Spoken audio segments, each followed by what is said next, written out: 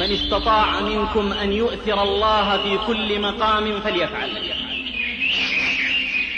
في تهذيب الكمال وفي صور من حياة التابعين أنه كان ابن هبيرة واليا على العراقين، والمقصود بالعراقين البصرة والكوفة، بعهد الخليفة يزيد بن عبد الملك. وكان يزيد يرسل إليه بالكتاب تلو الكتاب ويأمره بإنفاذ ما في تلك الكتب ولو كان مجافيا للحق أحيانا.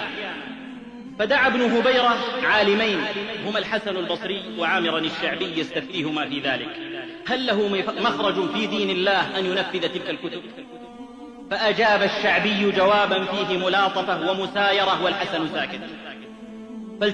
فالتفت ابن هبيرة إلى الحسن وقال: ما تقول يا أبا سعيد؟ فقال: يا ابن هبيرة، خف الله في يزيد ولا تخف يزيد في الله، واعلم أن الله عز وجل يمنعك من يزيد وأن يزيد لا يمنعك من الله.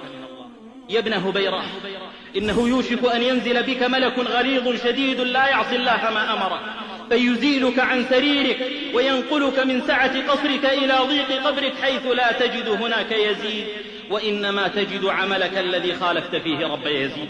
يا ابن هبيرة، إنك إن تك مع الله وفي طاعته يكفك بائقة يزيد، وإن تك مع يزيد في معصية الله فإن الله يكلك إلى يزيد. فبكى ابن هبيرة حتى بللت دموعه لحيته ومال عن الشعبي إلى الحسن وبالغ في إعظامه وإكرامه. فلما خرجا من عنده توجها إلى المسجد فاجتمع عليهما الناس وجعلوا يسألونهما عن خبرهما مع ابن هبيرة. فالتفت الشعبي إليهم وقال: أيها الناس، من استطاع منكم أن يؤثر الله عز وجل على خلقه في كل مقام فليفعل، فوالذي نفسي بيده ما قال الحسن لابن هبيرة قولا أجهله، ولكني أردت فيما قلته وجه ابن هبيرة، وأراد الحسن وجه الله فأقصاني الله منه وأدنى الحسن وحببه إليه. أيها الأحبة، إن القلب هو محل التأثر من الإنسان، والقلوب بيد الرحمن يقلبها كيف يشاء، ومن راى بعلمه ونصحه فقد قطع ما بينه وبين الله، وأنى له أن يمنحه الله إقبالا من الناس أو تأثيرا فيهم.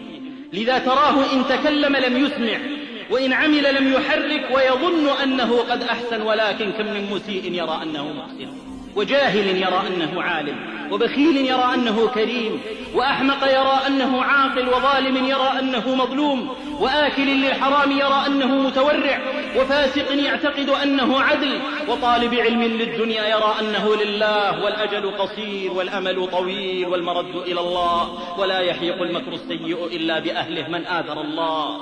دله الله على الطريق، وإنا لله من بعد عن الطريق. أيها الأحبة، إننا نفوس لا ألفاظ، والكلمة من قائلها بمعناها في نفسه لا بمعناها في نفسها، فما يحسن بحامل الشريعة أن ينطق بكلام يرده عليه الشرع، ولو نافق طالب العلم لكان كل منافق أشرف منه. ولطخة في الثوب الأبيض ليست كلطخة في الثوب الأسود، والدينار إذا كان صحيحا في أحد وجهيه دون الآخر أو في بعضه دون بعض فهو زائف كله. فمن ترك واجبا مخافة أحد نزعت منه هيبة الله، حتى لو أمر بعض ولده أو مواليه لاستخف به. يقول الفضيل: إنما يهابك الخلق على قدر هيبتك لله عز وجل، فاجعل رضا الله كل القصد تنجو، فما يغني رضا الخلق والخلاق قد سخطا.